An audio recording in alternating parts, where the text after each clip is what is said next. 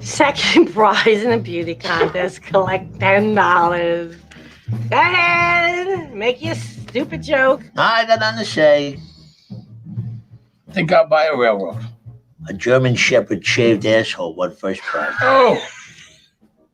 What about my wife? You married her. She's my home. No more talking like that. It's okay, Bob. Stay out of this. The Sopranos. You go too far.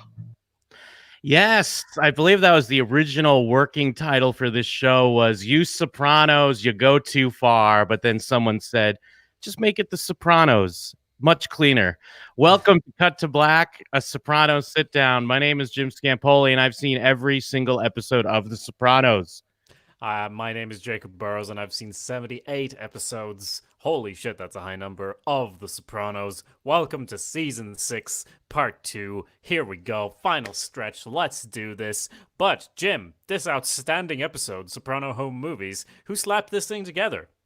This episode was written by supervising producers Diane Froloff, Andrew Schneider. Those are names we've heard before, although I think this is their last official writing credit. Also co-written by series creator David Chase and executive producer Matthew Weiner, the creator of Mad Men. Directed by Tim Van Patten, who is a Sopranos mainstay, of course. And this episode did air April 8th, 2007. Whilst watching this, I sent you a message or this episode is a ride, and it was just a picture of Bobby talking about how he exclusively hunts with bow and arrow now. And you mentioned you'd been waiting to get to this one. This feels like one of those episodes, right? Yes, yeah, and it's weird because I've mentioned this on the show. I mentioned it to someone on our Twitter recently as well. Shows what you know on Twitter, by the way, but not YOU, just the letter U. It's cleaner. Shows what you know. Yeah, I had mentioned that season 6, especially, like seasons 1 through 3, I've seen many times over. Partially because of like the DVDs, and then partially because you forget there's long breaks between a lot of these seasons. But the DVDs at the time were so fucking expensive. So I had seasons 1 through 3, so I'd watch those a lot. Season 4, I'd seen a couple times. 5, a little less. Season 6 specifically, I believe I've only seen once. But I always remembered, oh yeah, there's the Monopoly fight episode, and I've seen it, like people reference it a lot in either the Facebook groups or even on the Reddit. I know I think it's people are going along with the goof, but maybe some people are serious, where people argue over who won the fight. And and if there was they're serious. Yeah, no, I would say most of them are probably serious, Jim. Yeah, and the sucker punch, if it they sound like Tony, or the rug, if that throw rug wasn't there, it'd be someone else. Bobby would be the one on his ass. So I was definitely looking forward to this one, because I think at the time I definitely appreciated it, but looking at it on this rewatch and in this, like, with our, I guess, I don't want to say critical eye, but like trying to break things down, I was anticipating it for sure. So you enjoyed it? Yeah, absolutely. It's got I think we talked about last time, maybe the episode didn't really feel like a finale, but holy shit, if this doesn't feel like a great first episode of a season, yes. Even if it was like a full season, or even the fact that we have less than a full season to go, this feels like it launches us back into the world of The Sopranos in a great and a unique way, I'd say. It has an intensity to it. Maybe part of that is, the setting, the content. There's also somehow like the editing, where we'll suddenly like jump forward and now like we're in a speedboat. That's the one that stuck with me, but I think overall there's an intensity in how it's put together, and I really like it. Yeah, and maybe I've mentioned in the past, maybe I relate to Tony a bit too much. Like it's not I don't think it's a good thing, but like, and I'm sure this is somewhat common, but like, I don't know, just the setting and the Monopoly game and the way things blow up, like it's, I grew up with parents and stuff like this would happen. It's where it's a fun night And especially like the Monopoly, like everything is on brand. And next thing you know, it's a fight or it's a big to do. So it definitely rings very true. And even like to an extent, the way Tony reacts to the story, and a lot of people, it's like fun, but to him, it's not. Like, I don't know. I'm probably relating a little bit too much to everything that's happening there because just there's this feeling of like, no, it's not okay, like for you to laugh at my family or how you think about my family type deal. So it's just so many things that ring true to me. I mean, outside of the mafioso, what happens when you get whacked, and have you ever done a whacking, and who are we gonna whack now? But the family stuff, I don't know. It really nails it to me. Yeah, no, I would agree. That it is like there's such specificity in what's going on with like the Monopoly game and all of that. The whacking is incidental. It's like an afterthought almost. It's like it's obviously like an enhanced version or an extreme version of where these arguments might go because it ends with people dying. But yeah, the family stuff, as always in The Sopranos, is what is actually important. So should we start from the top? Sure. Yes, absolutely. Because yeah, we kind of have a. I mean, we've pointed this stuff out in the past. Very almost like Unsopranos like. With it kind of opens with what just a 2004 title and a quick like reminder / flashback, but I guess also a different point of view as we see Tony running from the feds from Johnny Sacks, where he threw that gun in the snow, which we remember. Of course, we remember. I mean, we only watched it a few months ago. In real life, it's been like 3 years, so I guess I get why they're doing it. And we see that Tony tosses the gun, and a little idiot kid, like almost like, but I assume one of AJ's buds, maybe someone, or almost someone that could have been an AJ, finds the gun. Yeah, exactly. Is this yeah, I don't know. I don't know if we've seen this kid before, but it's Johnny Sacks' kid, right? No, it's just like a neighbor. It's just great. It's just like someone from the neighborhood, basically. Yeah, I thought it was weird that I was introduced to this character like this and they never showed up again. Yeah, it's just because he was like, he took off through that. It's just someone in that rich neighborhood. I mean, it does look almost like it's Johnny Sacks' house where he runs back up to, but just whatever that Jersey rich hood is. And then we do a quick cut to show it's 2007 with the newspaper. Nice little nod because, obviously we're used to Tony walking down the driveway for the paper. But no one's there, banging on the wall. And it's great when Carmela's like, "Is this it?"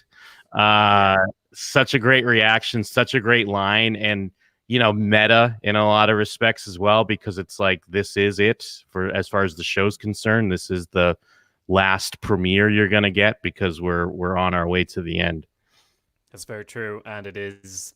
We've just seen this happen in the flashback, so obviously this is where our mind is as well. But the fact that that's where her mind goes immediately is, of course, like an indication of, even if our life seems normal 90% of the time, say when we're playing Monopoly, there's still like that small percentage where like at any time it could be it. This could be it. And it seems to be, but it's not. Like, this is how you start the season. I'm like, holy shit, this is the season about the gun. Yeah. Obviously, in classic Soprano fashion, it's irrelevant like 10 minutes into the episode. But we start with this, something about hollow point ammunition, and that's really bad.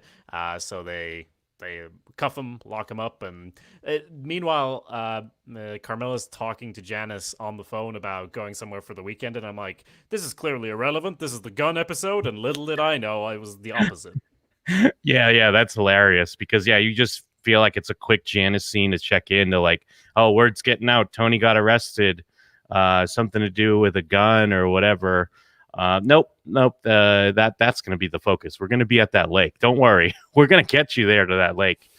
We do see that AJ works at Beansy's now, so he's not in construction anymore. I guess, is that his path? Wasn't that Tony's idea as his path to being a promoter, working at Beansy's? Yeah, it wasn't promoter. It was, what is it called? Event planner or whatever.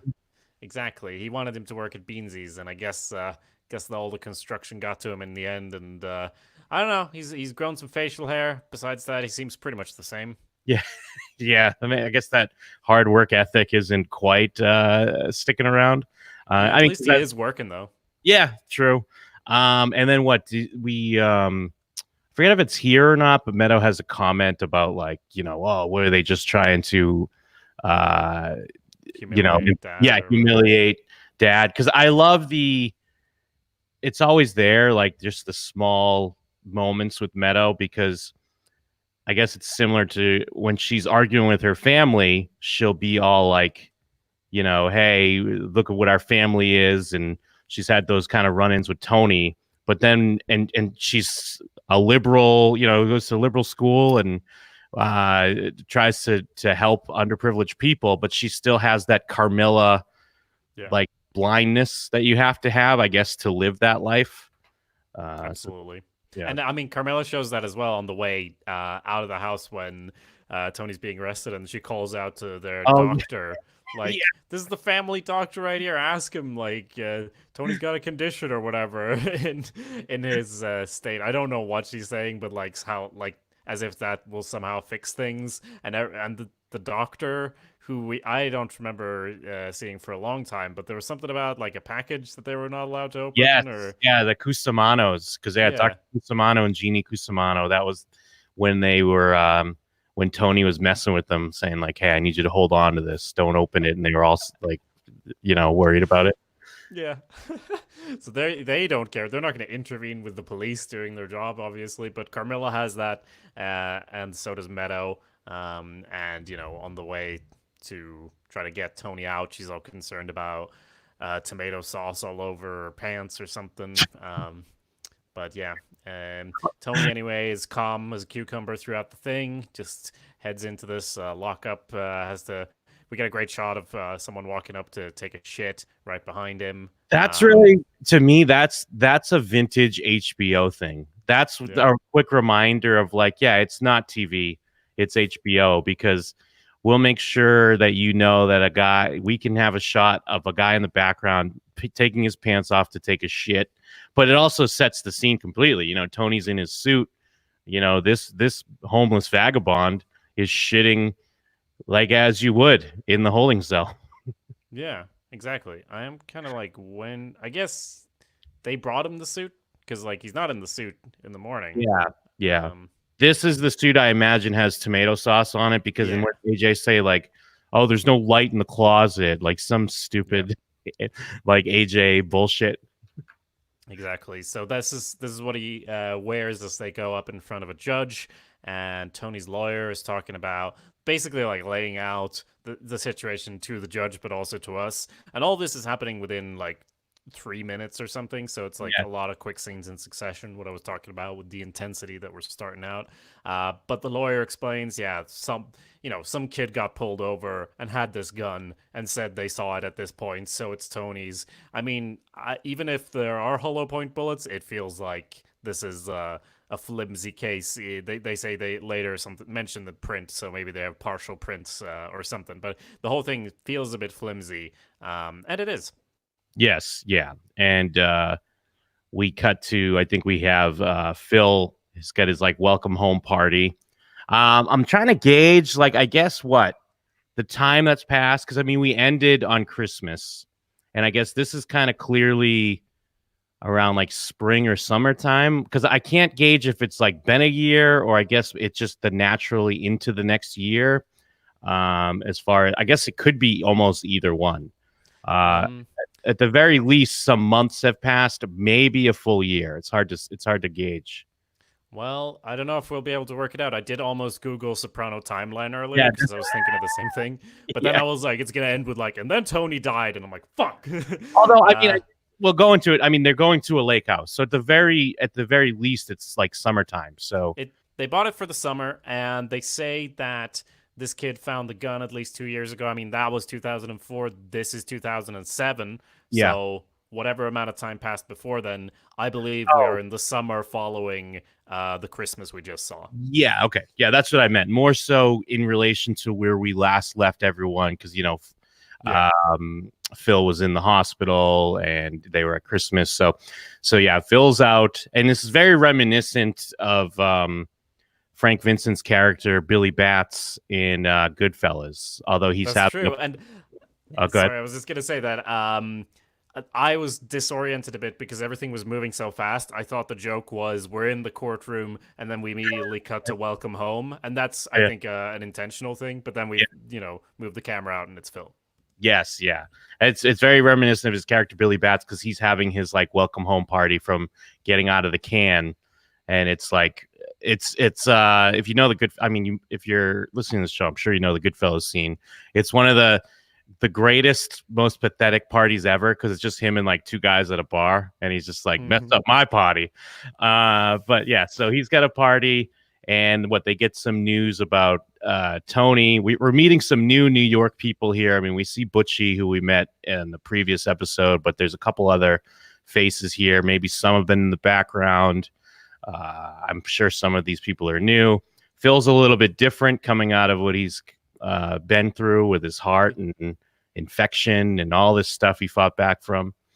Yeah, he's had a bit of a Tony moment. He seems to be valuing life or whatever. Some of this boring stuff that doesn't fly well with mobsters.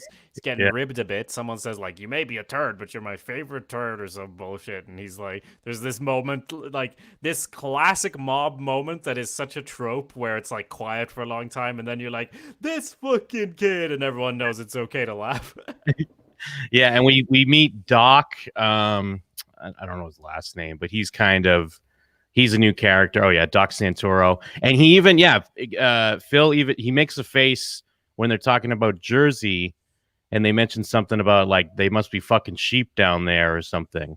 Now I don't know if he's just himself where he doesn't mess around with homosexual / sodomy jokes, or if he's legit like, hey, don't talk about Tony like that.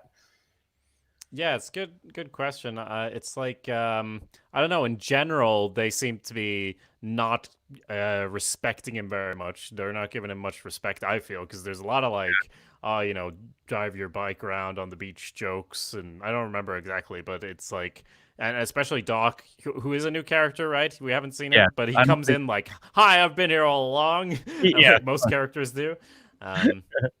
But yeah, he's apparently he's a piece of shit. Like they don't like him, but like yeah, it's obviously there's something going on here as far as like who's actually going to be in charge now, because it seems a little bit up in the air. Yeah. Then we're back at the Sopranos household, and they're talking about Tony's arrest on TV. It's like the county prosecutor. He's not above the law. And what I love, like looking at it now, is that everyone's over and they have like a platter of food. It's almost like a party because they're like waiting for Tony to get out or whatever. But it's just funny, like such an impromptu, like, hey, Tony got arrested. Let's get some catering. Let's get the family over, and hopefully he'll be out soon. Yeah. And it works. He basically just comes in, and it was a bullshit thing. And we're not even 10 minutes into the episode, and all of this has happened. And now we get to understand that via phone call with Bobby that it's actually about going up north to meet the Canadians and hang out by the water. And Tony seems a bit swayed by it, particularly when he sees AJ holding that kid. He's like, you know what? I will leave this place. Fuck it. Yeah, I was trying to get a read on that. Although before that, I do want to call out. I love that Blanca's like, he's out. Like, is that already? And then AJ's like, well, in our neighborhood, because I like how now AJ has the ownership as well. Like, he's also someone who's underprivileged and oppressed. Like in our neighborhood, it's just not as easy as all that. Yeah, I mean, I guess is it this weird detest that AJ is in this situation, or is it?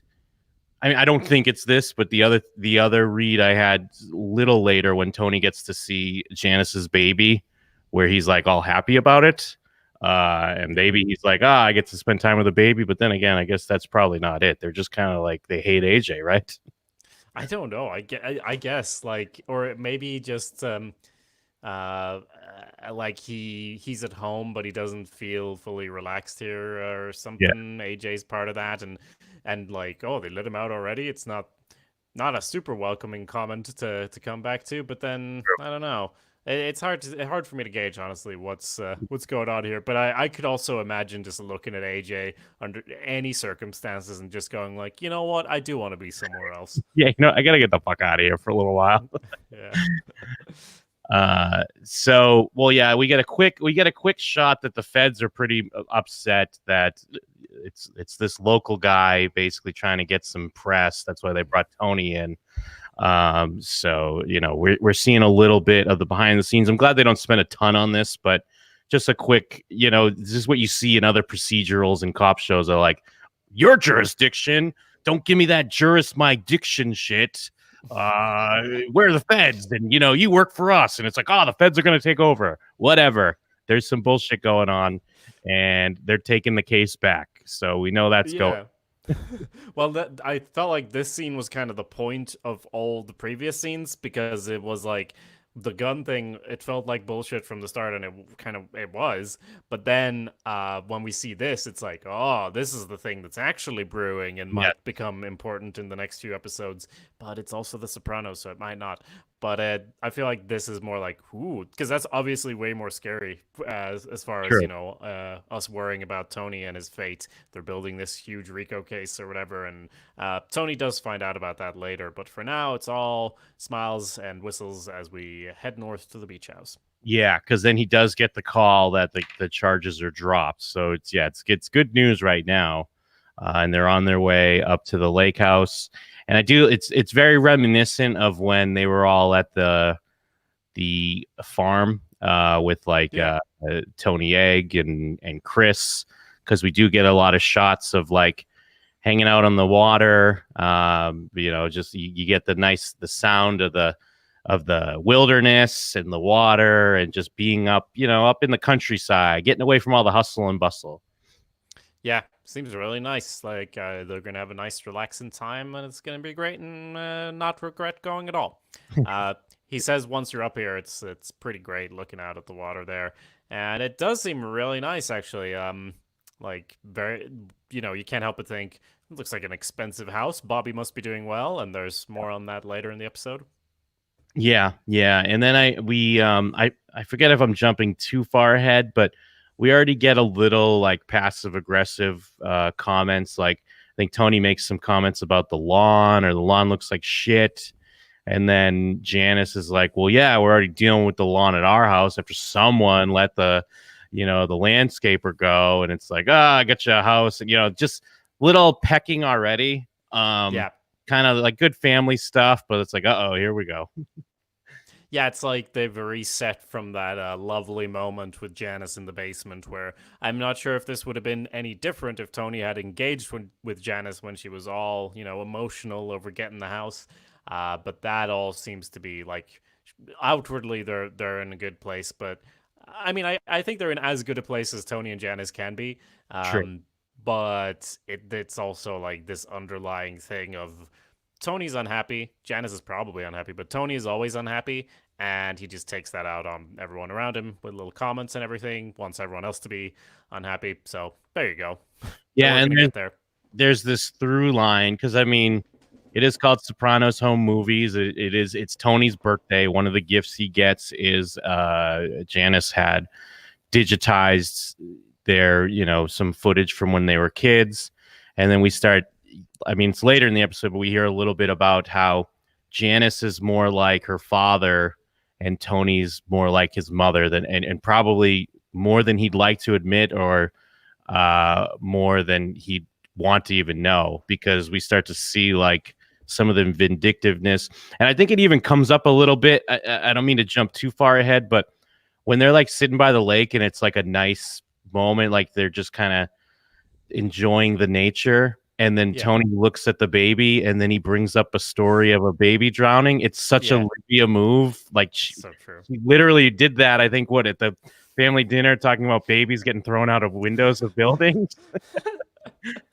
That's a great point. Yeah, because he goes like, or whatever, and and doesn't want to talk about it, and like gets them to get it out of, or I don't really remember. Maybe it's he gets Carmela to tell it or whatever because he Yes. can't even say it, but like he obviously wants to, and that's Yeah. also like, where is that coming from, Tony? What, like, is he genuinely doing that, or is it to annoy them, or is it genuine but underneath it's built on this bitterness and this just worry and anxiety? I'm not sure what's going on. Well, especially because it's like, yeah, you're right. He does bring it up that way, and he just like makes a noise, and then Carmela like looks at him, and he's like, "The pool" or something like, and then he tells the story. But they're at a lake, so Yeah. of course they're just gonna think about like, because this lake, it's like so massive in a lot of these shots, like it's surrounding them, and it's like, all right, so now all you're gonna think about is how your baby might just drown, might just wander into the lake, and no one's gonna notice it. Yeah, before that, anyways, we get some nice shots. They got a nice machine gun. They're out in the woods just blowing away trees. Which I suppose, like, this is something as far as I understand it, that you Americans just kind of do anyway. I don't know if you personally have, but I work for a company that's also active in America, and some people have gone over there to visit. And apparently, when people from Ireland come on over, they take them shooting. And like, American people are not, they don't understand why European people are so obsessed with guns when they come over, and we're kind of like, what? Because we don't have any. There are none guns. And that is shocking to people from the US. But then for people from the US, honestly, people here will go like, why are you so obsessed about healthcare? And they're and guys on your side are like, because we don't have that, or we don't have it, in the way that we have it over here. So it's a really interesting thing that someone told me a story this week of having almost this exact scene, like not with the bow and arrow bit, unfortunately, because that's a classic line.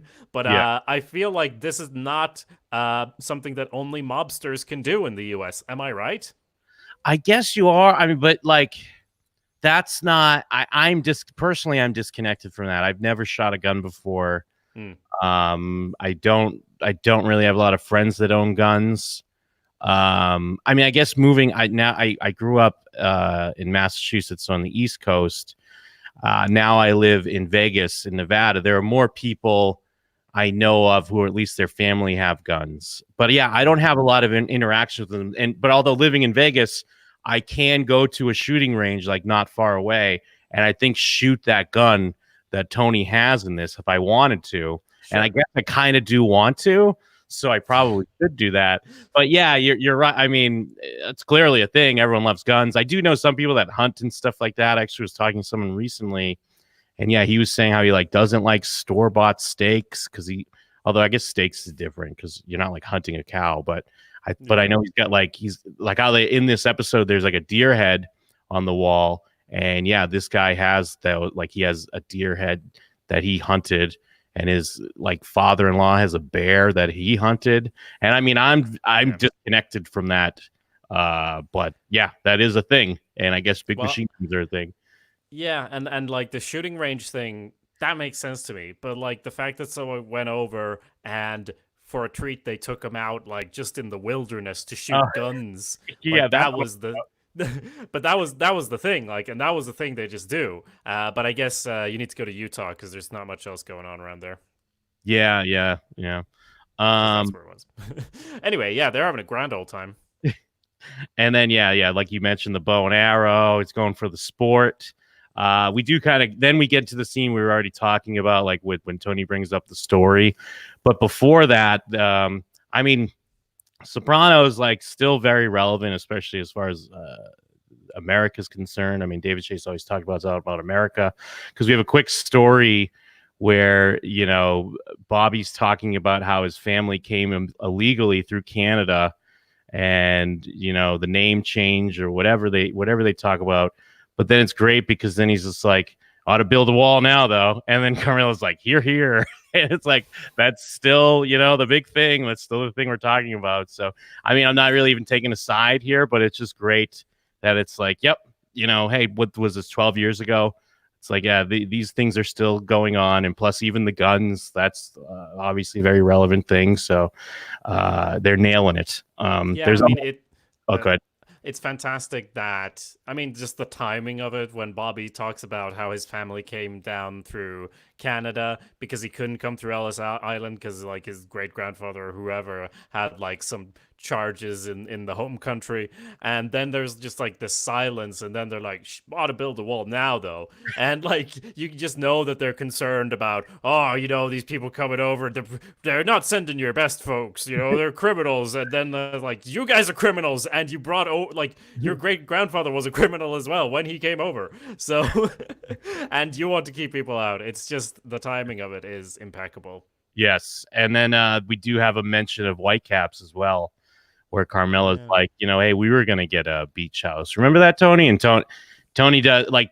There's no one better at the thing of where someone doesn't want to talk about something, and then he's clearly annoyed, but he tries to change the subject. I love when Tony does it, and he does that here.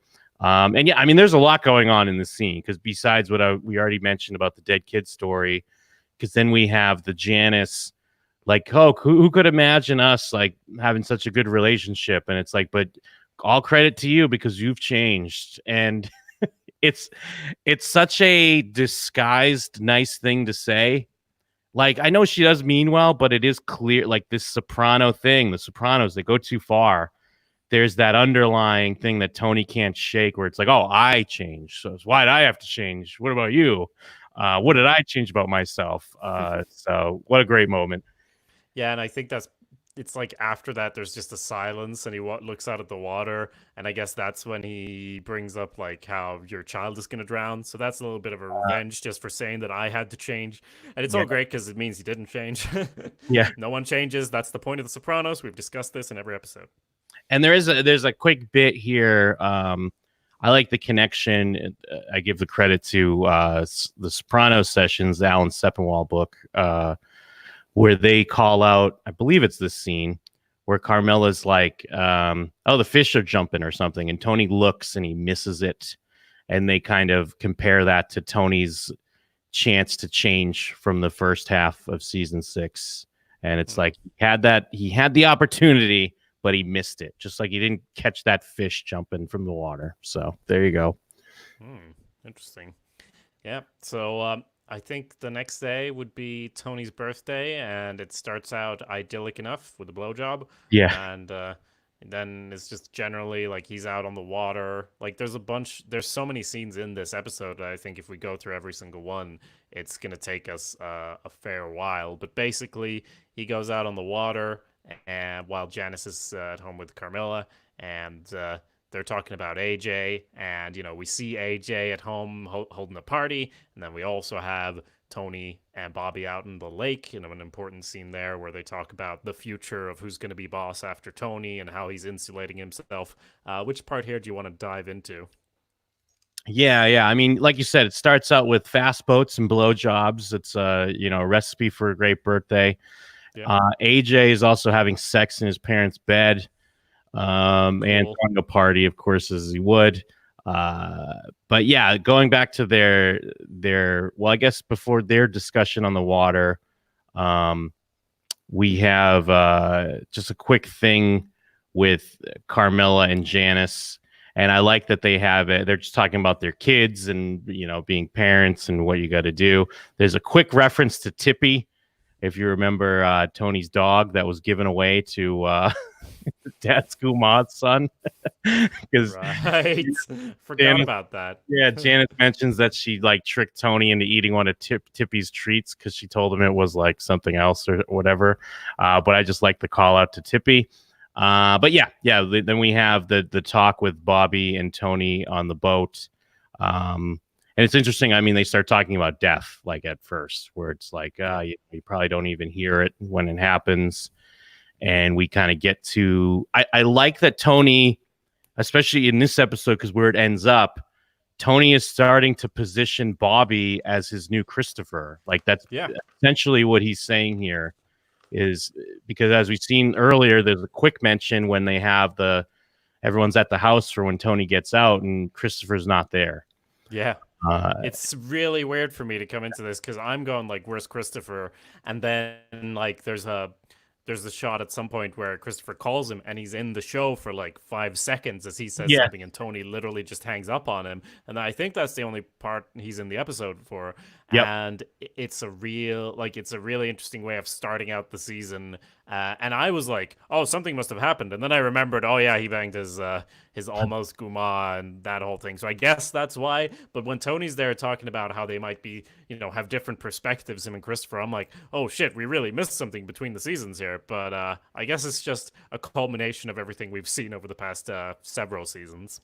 Yeah, and I think it's also ties in with what becomes like a theme of this episode about where Janice alludes to Tony being like his mother, and then Carmilla has to be like, Tony, my husband is not a vindictive man, but no, we know he is. And yeah, even if it's just, whether it be all Christopher's past with dealing with intervention, because there's nothing to show that Tony found out that Chris fell off the wagon. It really is just that Juliana thing. And in classic Livia fashion, he's just been stewing on it over the past few months and slowly just like hating him more and more, and just like, I guess, starting to push him out. And now he sees Bobby is more family now. He's always been solid, but now he's even his brother-in-law. He's married to his sister. He has his own kids, but they also has a kid with Janice. It does seem like a logical next step for him. But we do also get some important information about Bobby, is that even though we know his father was kind of the hitman, the guy to take people out, Bobby's never had to do that. Yeah, and I was like, wait, I swear I've seen him do that. And then I'm like, no, I haven't. Actually, I haven't. I mean, the most we've seen him do collections. We did see him like he had to like rough a guy. Well, not even rough him up. He had to like kind of threaten that union guy at the bar. Because even then, I think we even talked about how like it was weird to see Bobby do that, because he always is kind of the lovable idiot in a weird way. But so I wonder if that. I mean, obviously, I don't think the Sopranos plans little plot details out like that, but I wonder what the eureka moment was like. Hey, you know what? This is something we could use. I don't think, if you think about it, Bobby's probably never done a hit. He's been looking after Junior for a while and making collections. Yeah. So we get, onto the evening of the celebration. I think the first scene there is just dinner, and it's like nice, and he's getting presents, getting some golf clubs. I think this is basically to lead us into what's happening later, because they're doing a fair bit of drinking, and then there's karaoke too. And you're like, how could this go wrong? Such a lovely evening. Well, and again, I go back to the episode where they had I think it was Carm's father's birthday. And we talked about how that's like a very much like you're hanging out with the family. And there's vibes of that here, because it does seem nice. They're day drinking, but in a good way. I mean, Carm does make a comment earlier to Janice, like, is Tony hitting the sauce too much here? But they're drinking out on the boat. Janice and Carm start drinking. And then, they're having a nice night. It's fun to see, they're getting gifts. Tony's getting gifts, celebrating his birthday. It's fun to see Carmela singing some karaoke, singing Love Hurts. Karaoke, drinks, and Monopoly. And yes, the free parking rule. That's how my family played. We played free parking as well. So again, that's where we're like, yeah, it's great. This is exactly like real life. Show me where it says that, Jim. Show me where it says that in the rules. I personally, I wouldn't say that I hate Monopoly, because I reserve hatred for things that truly have a well, no, I hate Monopoly. It's a shit game. And it's actually a great parody of capitalism, but we won't get into that. It's basically a joke on capitalism, which is great. But the fact that we play it, and without even seeing that, or without even caring, I don't know. It just never, it stresses me out. I've never had a good time well, I have had a good time playing Monopoly, but it's just, the closer you get to the end of Monopoly, the worse your evening is. That's just a rule. Yeah. Like it doesn't matter that the fact that they're mobsters and have family tension, that's part of it. But like, it by design, as more money flows towards one person, continuing to play the game becomes meaningless for everyone else. So then it's like, when do we call this? Like, most Monopoly games will just end there, because if you play it to the bone, it is just a symbol of all money going to one place and being centralized and getting power away from everyone else. Anyway, we won't go into my communist agenda right now, but but basically it's a shit game, and it's so perfect for this scene because of course it's just they're gonna get more and more drunk. It is fun at first when they're talking about the parking rules, and then they're just, snide comments back and forth, like from the intro, and then it gets serious. But then, in true Sacre Bleu, where is me mama fashion, Tony doesn't stop when he should stop, and he just pushes it too far. And then, from a push to a punch, and we end up where we end up. Yes, yeah. And yeah, I like it's a comical thing at first, and everyone feel like, I guess they're great actors, but I have to wonder if they really were just having drinks and stuff, because everyone feels like they do a good job at acting drunk. I mean, especially Janice. And yeah, like, the fuck the Parker brothers, they worked really hard on these rules. That we have like the little small comments at first, as the baby comes out, and Janice offers her like a Laffy Taffy or whatever. Bobby's like, oh, we talked about this. Show me the difference between bribery and positive reinforcement. And Tony makes a comment, and hey, Uncle Tony, butt the fuck out. Things start to brim a little bit. Then the beehive story comes up. Tony also brings up, I love that he brings up the recording thing again, which he mentioned to Melfi. So it's something he's been stewing over again. Like, maybe I'll record you. Tony, it's such a festering thing. Like, the way things are brought up is so genius here, because it's like things that have been happening in his mind for years and years, and she doesn't probably even remember it, but he references it just by, how about I record you? And it's like, wait, what? What are you talking about? And it's like, oh, this thing 20 years ago? And it's like, we were kids. So many great interactions here, where like one of the first things that annoys Bobby is like when he's like, oh, how about I just make up my own rules? How about that? And Tony just goes, how about that? How about that? And Bobby just kind of looks at him, and it's this great comedic moment, but then it boils over into the violence that happens too. So it's great stuff. Yeah, and then there's the beehive story, where I guess Tony's Johnny Boy Soprano, Tony's father, got like so fed up with Livia that he basically shot her in the head, but it went through her beehive haircut. And everyone thinks it's hilarious. Tony's very upset. And one of the other bits I love about this episode is that, they hint, I mean, they don't hint at, they show us in a quick scene that AJ is throwing a big house party because his parents are out of town. And I mean, I guess looking at it now that I'm an older gentleman from when I originally watched the show, where it's like, now I can relate more to a get together like Tony's having. Yes. Than I can when I was younger. It'd be more like, oh yeah, we're having a party. So-and-so's parents are out of the way. And most shows or movies would be about the kid having the party and how things got so crazy and what are our parents going to do. But this is focusing on how the parents are also having their own crazy night somewhere. It's not a huge party, but the drinks are flowing. And sometimes that means people get a little bit more caustic, and then shit goes down. So just as far as, I guess, my own personal relation to it, it's just interesting looking at it from that point of view.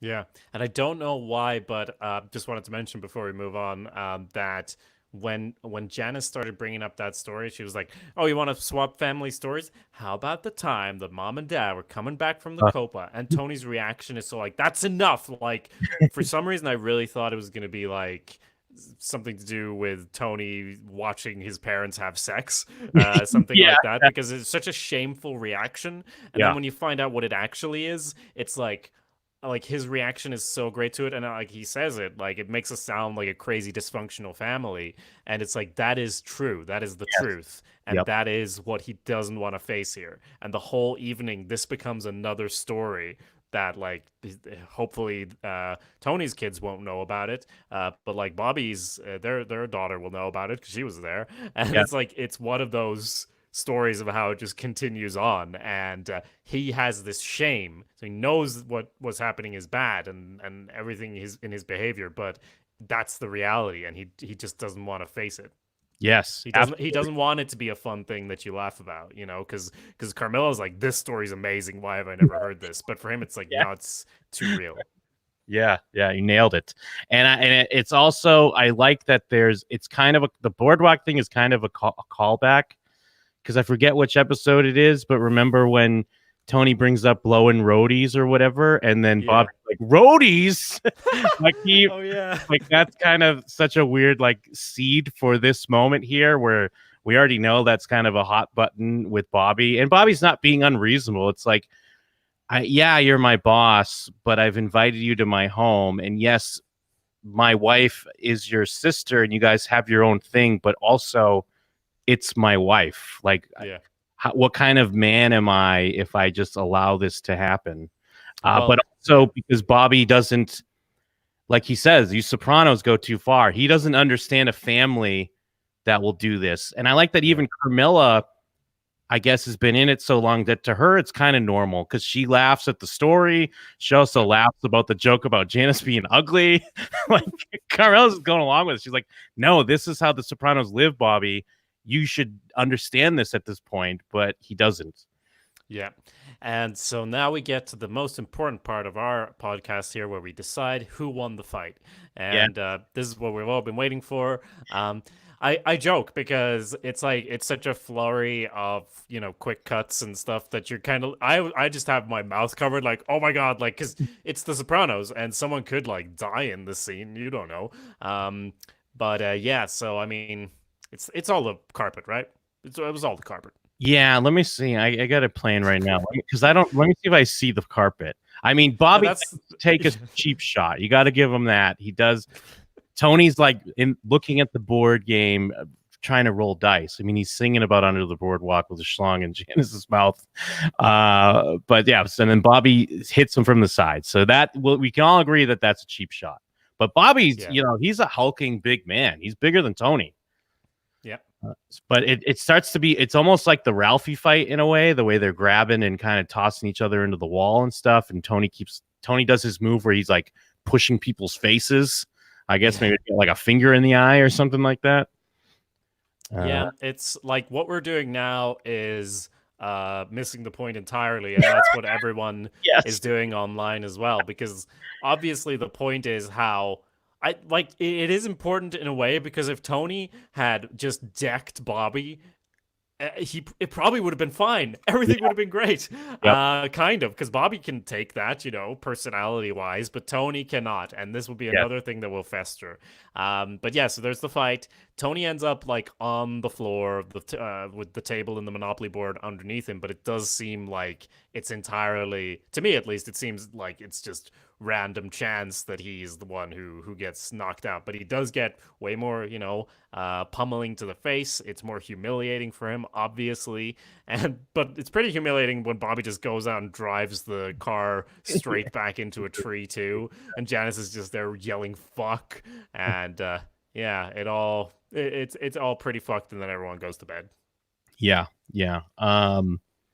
And it also reminds me of I mean, we saw how this is an important thing to Tony, because when he beat up Muscles Marinara just to prove his, you know, strength and alpha maleness, and he definitely doesn't come out quite as an alpha male here. He even has a hotel piece stuck to his cheek, which is hilarious.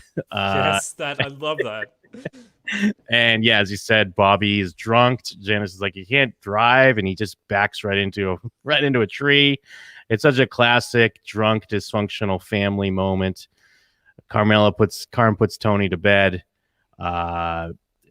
Janice is kind of, you know, telling Bobby, like, you know, don't you understand? Like, this is not great. It's not a great situation, because outside of just a regular family scuffle, there's the whole mafia family side of things, and him being the boss. And that great moment when Tony wakes up in the middle of the night, because I mean, I don't know the moments of like getting beat up and woken up in the middle of the night, but I know this feel as just when you had a long night of drinking and you kind of pass out, but then you wake up at like 4 a.m. because you're thirsty or whatever, and you're like, oh yeah, fuck, I drank a ton. Never mind. Also, I drank a ton, but also I'm bleeding and I have a black eye. But then he just walks into their room. He's like, "Fan square, you beat me. You beat me, fan square." And I love that because Carmela put him to bed, but this is him putting the thing to bed. And this is the thing that if he was actually getting what he needed out of therapy, and if he was willing to move on from things, and like I think he is able, but not willing. That's the thing. Gets stuck in his own behavior patterns, as do we all. But like he says this, and it should be over then, but it's not. Like it can't be really because it's gonna fester, and that's why the Lydia comparison makes sense. Because he won't let go of this, even if he tries to in this scene. And I think it's I think he genuinely like, all right, you know what? We had a scrap. These things happen. But then the next day he can't feel that same feeling. Like at the time he does because he's still a little bit drunk and he's been beaten up and he's calmed down and he's like, you know what? We'll put this to bed, but no. Yeah, because then even waking up, because now he's still got his bloody torn shirt on. He's got to look at Bobby. And I mean, as we know, like, a few episodes ago, he was talking about how he loves making them eat shit. Like that's a thing he gets joy from. So I guess that even adds a little bit extra to it, is like, because he's the dude that kind of beat him up. And I mean, I guess they initially, I guess I don't know what choice would be better because they want to leave at first. Yeah. I guess there is more potential to maybe resolve things if he stays and they just kind of hash it out. But I guess it's kind of like a lose-lose either way. Because if he leaves, he's just gonna like be thinking about it. But then if he stays, of course, it's just still in his head, and he's gonna be thinking about it. So I guess there's not really a good choice to make there. Yeah, and so like the whole thing about Bobby being second in command, that's over now, right? That's dead at this point. Yeah, it seems like it. It would seem like that's kind of that was it died on the vine. Died on the vine. The thing, the scene of them in the boat when they talk about this, it feels like if it was a romantic relationship, it's the scene right before the big breakup or one of the people gets killed or wherever, where everyone's super happy. Like, in a Joss Whedon show, for example, if anyone is too happy, they're gonna die. And in this, it's like, oh, their relationship is too happy. The relationship is going to die, and that's what it feels like. That's what it feels like here with Bobby. Even though I think at the end he gets his payback, obviously, because he gets him to kill this guy, and that is like he was talking about how he's better off not doing that. When they're in the boat, he talks about how it's.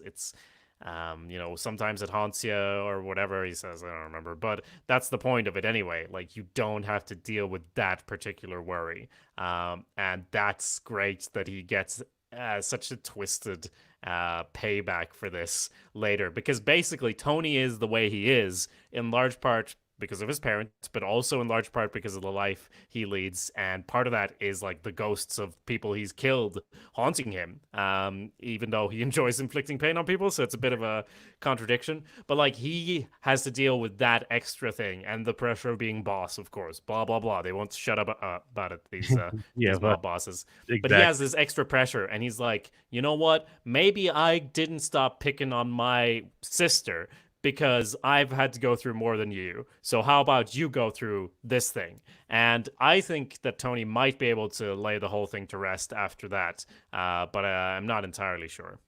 Yeah. And I do love that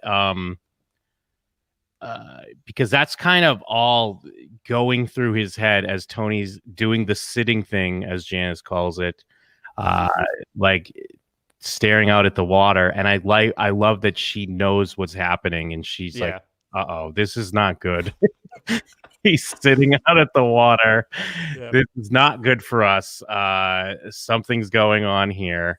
And it gets revealed even more so when Carm comes to talk to him. And I forget what she brings up initially. Is maybe I think it's something to do with the spec house, most likely. She's always talking about and then Tony was brings up the throw rug, and she's like, what are you talking about? And the throw rug wasn't here, he'd end up on his ass.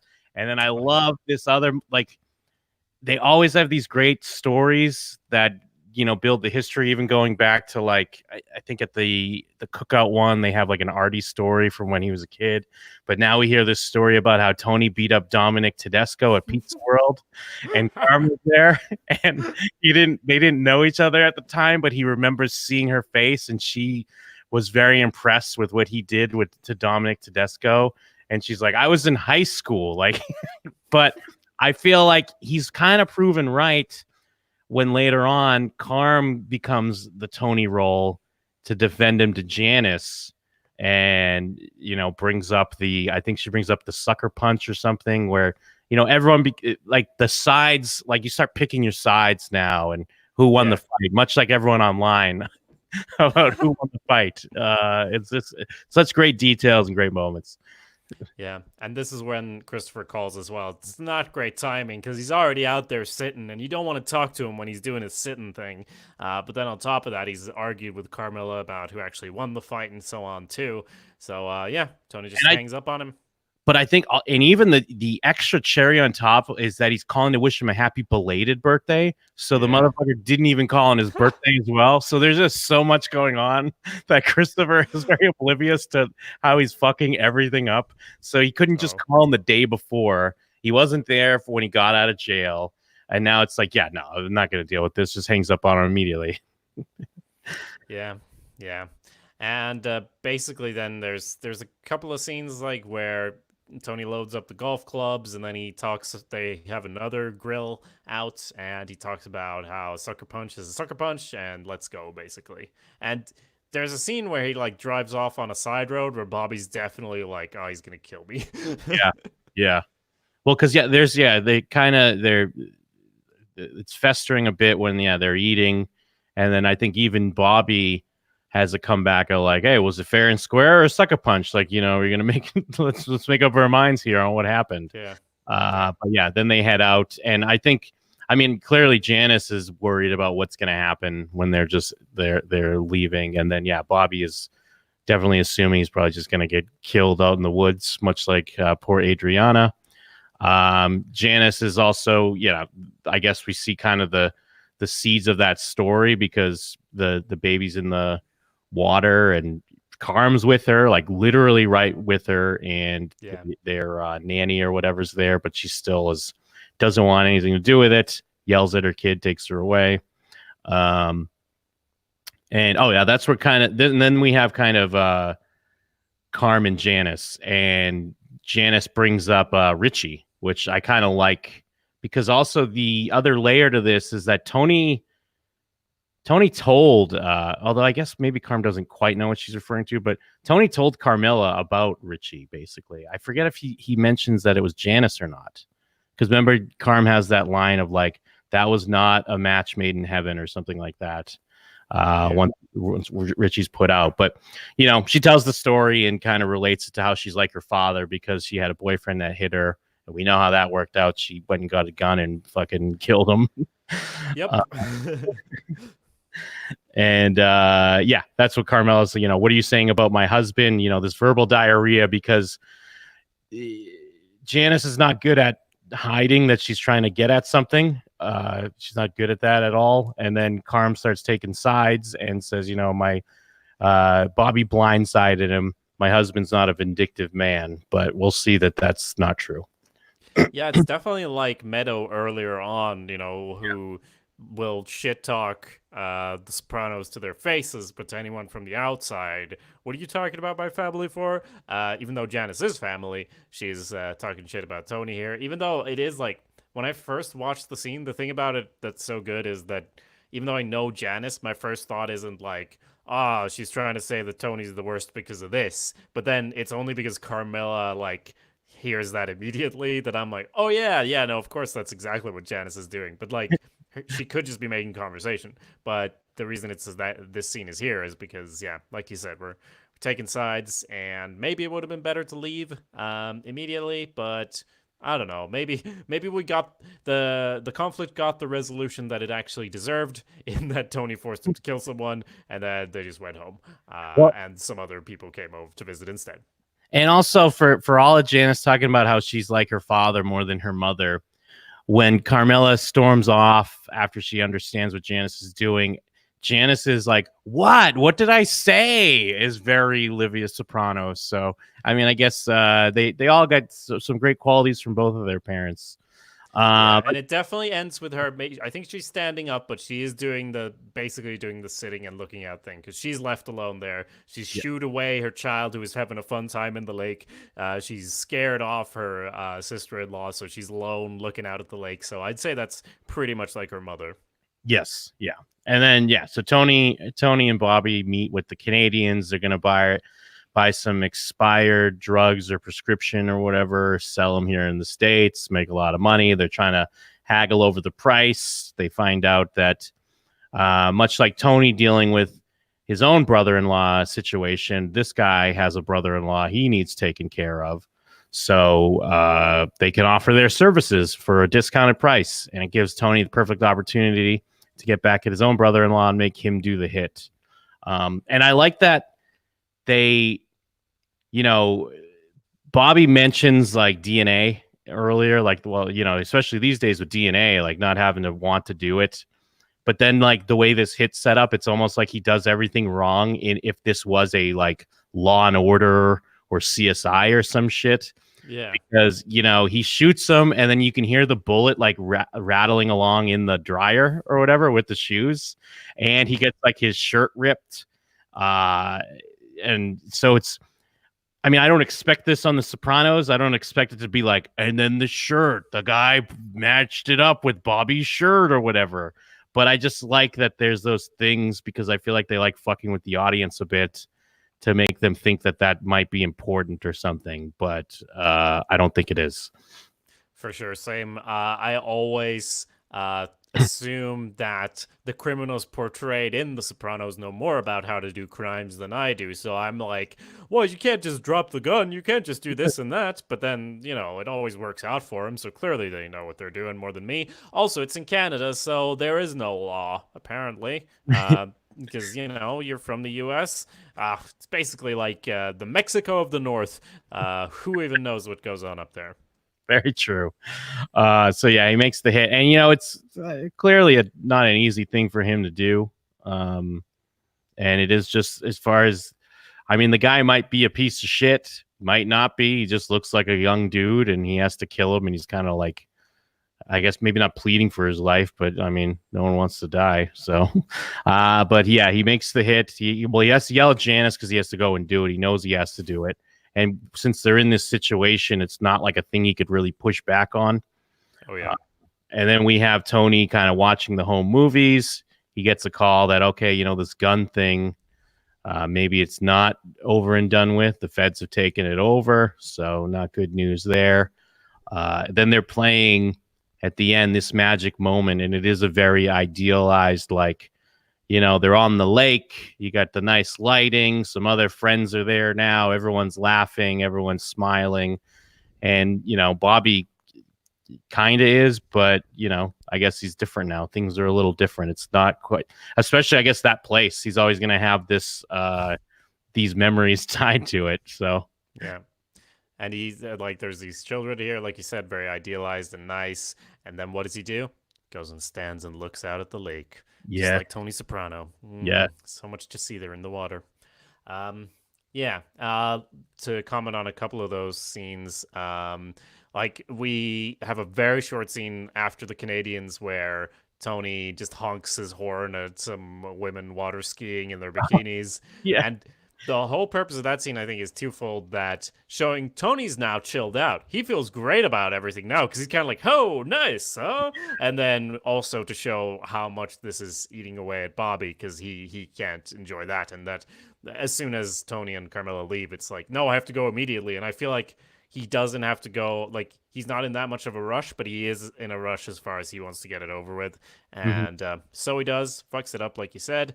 Well, not really. It's going to be fine. But it's a horrible, like, murder as well. Like, it's not all these factors of the shirt being ripped and everything is just like it's awful. Yeah, great for him to think about that for the rest of his life. Yeah, and actually, yeah, I almost forgot. We do got to throw that up on the old counter. Of course we do. So we're hitting up to what now? 67. Is my counts correct? Same. We're on 67 deaths, still 16 walkouts. I'm starting to lose hope that we'll get a late season sort of revival here. My original concept was, they seem to be doing a lot of walkouts and a lot of deaths. I wonder which has more. I think we can safely say deaths at this point, but the numbers are still fun. And the sounders even more so. Yes, absolutely. Yeah. Great episode. Great premiere for this back half of the season. We got 8 episodes left after this one. Get ready for the ride. Absolutely. It is interesting as well that Tony, when he watches the Soprano home movies, it's not like he watches it and goes like, "Oh, gross, disgusting." He's like, he's actually seeing like a positive moment from his childhood, and I swear he doesn't remember it. Like that's how it works. If you're a person like Tony, you only remember the bad stuff. Like the when he was being videoed with the fight or whatever, he remembers that. But then this thing of just playing outside, it's something that makes him go, huh, a little bit. And will it have any lasting impact? No. Yeah. Yeah. So, I appreciate we've been getting some people tweeting at us, listening to episodes. I really appreciate that. It's nice to hear that you're out there listening. So yeah, if you have any other thoughts, you can either tweet at us or you can email us at showswhatyouknowshow@gmail.com. Of course, we definitely appreciate if you rate and review the show on Apple Podcasts or Stitcher or whatever your podcatcher of choice is. And also check out some of our other shows at showswhatyouknow.com. We have a show called Blank Meets Blank, where we put the money where our mouth is and create our own show, TV show. And we also have a show called Real History. Tell us a little bit about that, Jacob. That's a totally new show called Real History. That's real with 2 E's. And in it, I sit down with 2 Irish history buffs, and they tell me a little bit about the historical context of various films and TV shows. So, for example, we just did The King as our first episode, which came out on Netflix. It's, basically about the 100-Year War. And I like historical films, but I'm almost always like, well, this is how I learn it. This is how I know history is through film. And we always talk about that, how it's only through film and television that we know about the real world, which is a bit of an issue. So that's part of it, part of why we've put this together. Basically, we just sit down and my friends do the research and I ask them some questions and we try to figure out it's not really like trying to put the film on trial for all the incorrect parts, because there's always going to be incorrect parts, but it's more just to talk about the history of that time period and go, what was life actually like? And, we'll just use the film as a jumping off point for that. So we did The King. We also already recorded Gladiator. That's probably going to be the next one.